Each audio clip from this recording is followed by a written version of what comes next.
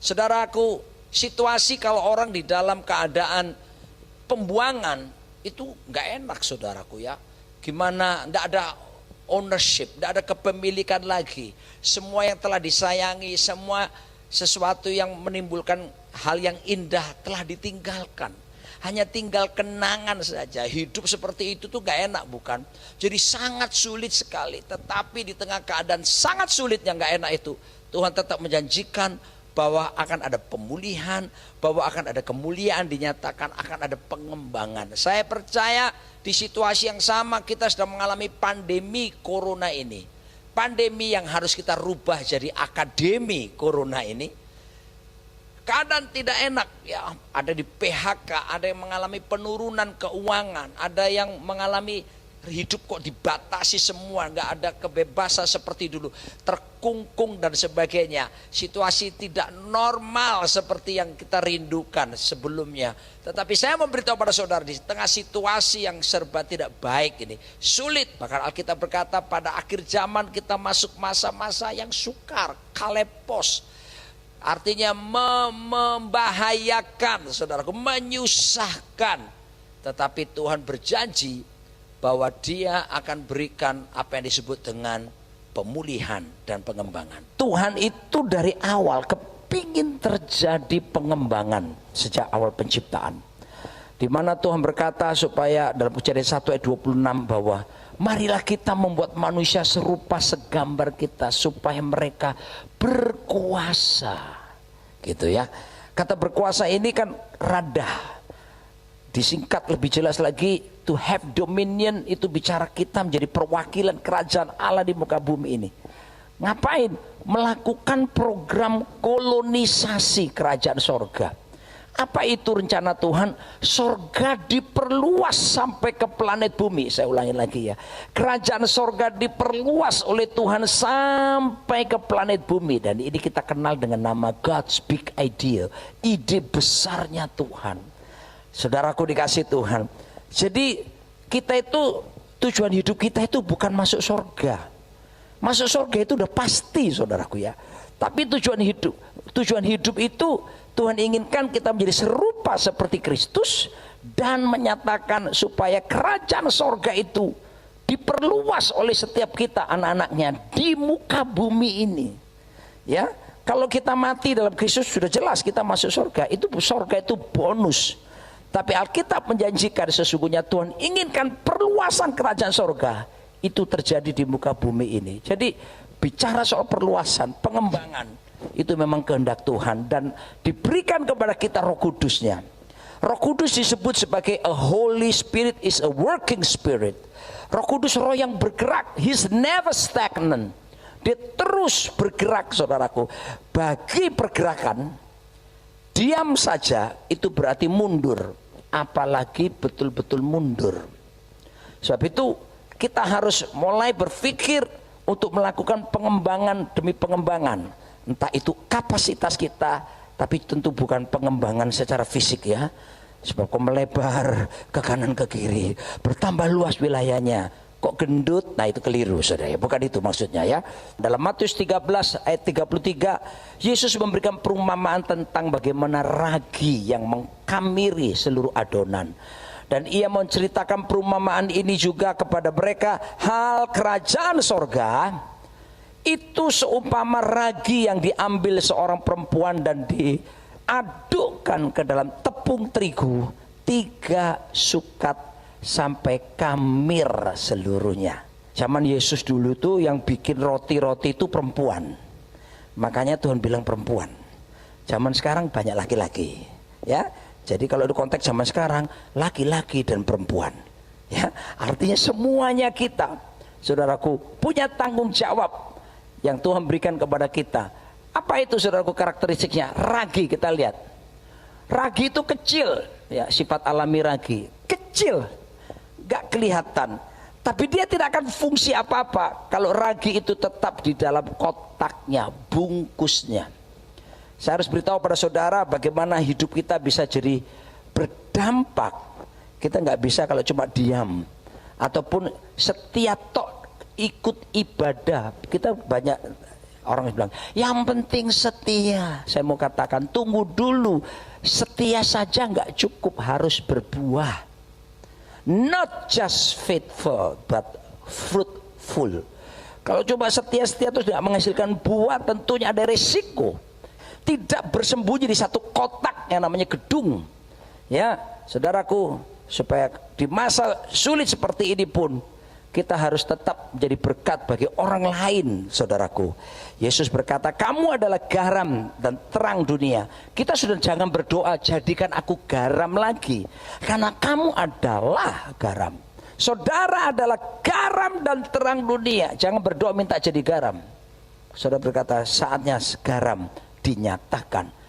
Kita ini seperti ragi yang harus berfungsi. Tidak boleh diam di dalam satu kotak saja. Lalu kelihatannya lemah, looks weak.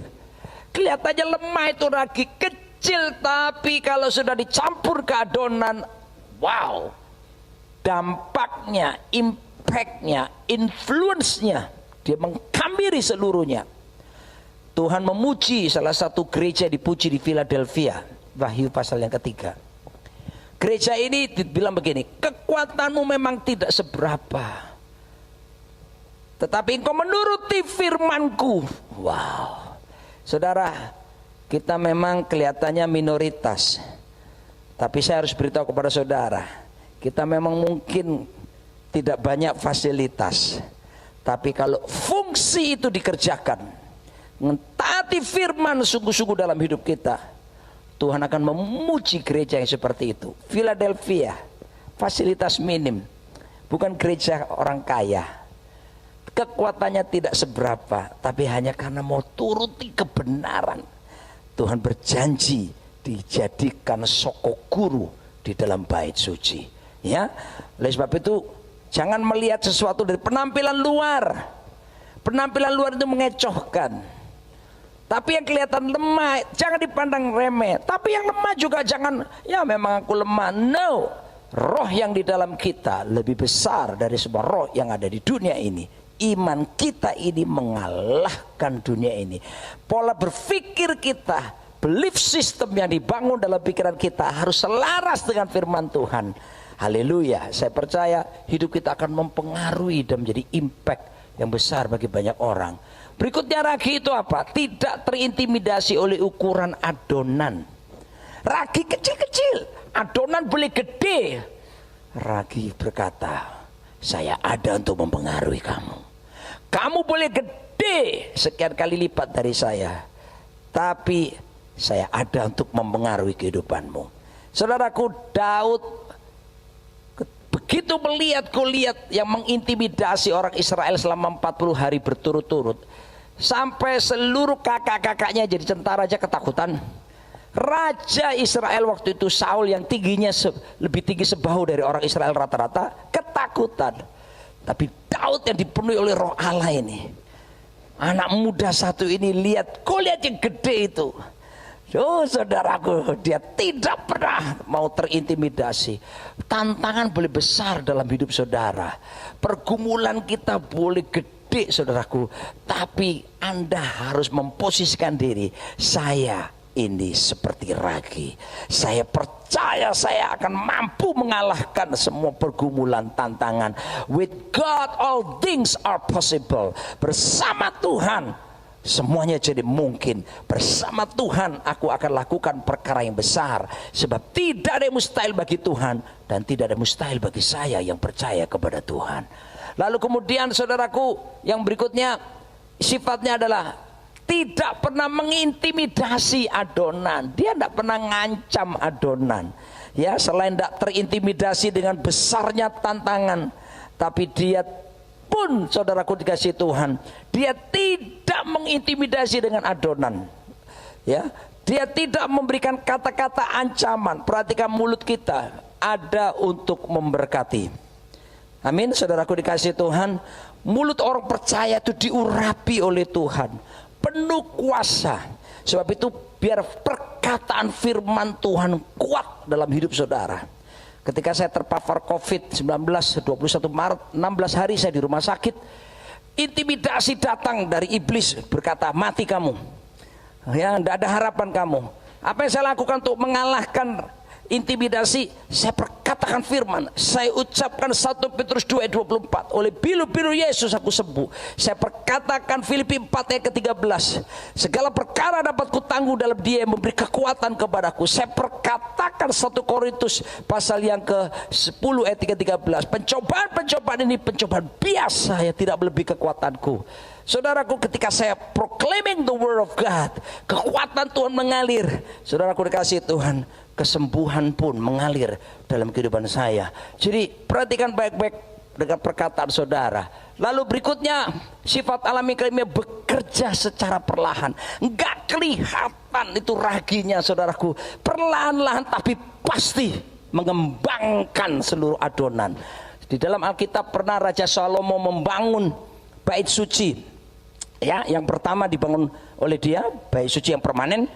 Dan 1 Raja-Raja 6 ayat 7 berkata, pada waktu rumah itu didirikan, perhatikan ini, dipakailah batu-batu yang telah disiapkan di penggalian, sehingga tidak kedengaran palu atau kapak atau sesuatu perkakas besi pun selama pembangunan rumah itu. Gak kedengaran apa-apa, gak ada hiruk pikuk bangun bait suci. Kenapa? Semua udah dikerjakan di luar jauh di sana, sehingga ketika batu itu udah jadi, kayunya udah jadi, tinggal kayak lockdown, kayak apa, disusun saudaraku ya. Wow, disusun rapi begitu, nggak ada hingar-bingar. Saudaraku, untuk mengembangkan sesuatu, untuk mempengaruhi, nggak usah banyak omong, nggak usah kita pamer, nggak usah mendengung-dengungkan. Yang penting pergerakan pasti kita jadi berkat bagi banyak orang. Nggak usah ditunjuk-tunjukkan. Tuhan aja ngajari kalau memberi, beri kamu dengan tangan kananmu, tangan kiri jangan kelihatan. Artinya apa saudaraku? Pergerakan mengembangkan, pergerakan mempengaruhi. Itu saudaraku nggak perlu dinyatakan, tapi yang penting fungsinya seperti ragi itu, fungsinya bekerja. Dan walaupun adonan gede, saudaraku, dia pengaruhi semuanya. Dan dia mempengaruhi seluruh adonan. Yang terakhir saudaraku dikasih Tuhan, hanya bisa diaktifkan oleh karena apa? Panas dan tekanan. Bersyukur untuk pandemi corona, karena justru dengan pandemi ini proses pengaktifan ragi yang Tuhan dalam diri kita itu boleh bekerja. Bersyukur untuk pandemi corona dan tekanan dalam kehidupan yang kita alami hari-hari ini, karena dengan kenyataan seperti ini membuat kita berkembang dan mengembangkan saudaraku adonan yang ada. Proses pengembangan pertama, harus ada yang disebut dengan engagement, keterlibatan. Gak bisa kita cuma duduk-duduk kebaktian begini, harus terlibat. Nanti langkahkan kaki keluar menuju kepada komunitas yang membutuhkan, kepada orang-orang yang membutuhkan. Saudaraku, tetap jaga protokol kesehatan, tetapi kita terus menyatakan kalau enggak ada keterlibatan, mana mungkin pengaruh untuk mengembangkan terjadi. Berikutnya harus ada konfrontasi, pertentangan. Dalam arti kata apa saudaraku? Kita ingat ya, kita tidak sama dengan dunia ini. Kita tetap dalam garis, dalam dasar kebenaran. Kita tidak perlu menjadi sama dengan dunia, tetapi kita ada untuk menjadi berkat dan mempengaruhi dunia. Infiltration, harus ada penyusupan, penyerapan. Gerak masuk kita itu saudaraku halus, nggak bilang langsung datang gini, baru kasih sembako aja bilang percaya Yesus ya. Itu gimana sih saudaraku? Itu bukan berkat, itu namanya mengkristenkan. Kita tidak mengkristenkan, kita mau menyatakan kasih saudaraku, supaya dunia tahu dan mereka melihat perbuatan Tuhan nyata dalam hidup kita, dan integrasi terjadi, penggabungan, bahkan lalu terjadilah strategic impact, dampak yang strategis. Sebab itu jemaat, lihat dirimu seperti ragi, lihat dirimu sebagai garam dan terang. Kamu punya pengaruh, dan Roh Kudus di dalammu lebih besar dari semua yang lain. Amin.